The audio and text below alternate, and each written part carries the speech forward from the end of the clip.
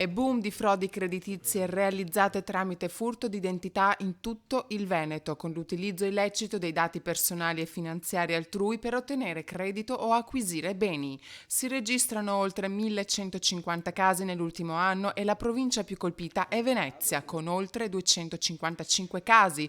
Seguono Verona, Vicenza, Padova e Treviso.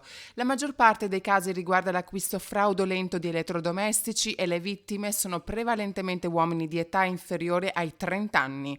Secondo l'Osservatorio sulle frodi creditizie e i furti d'identità, l'aumento dei casi è dovuto al continuo sviluppo degli acquisti online che contribuisce alla crescita dei casi sui canali virtuali.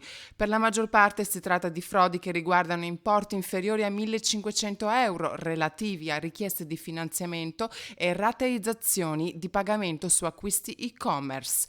Al contempo si registra anche un notevole aumento dei casi di frode con importi compresi tra i 5.000 e i 10.000 euro.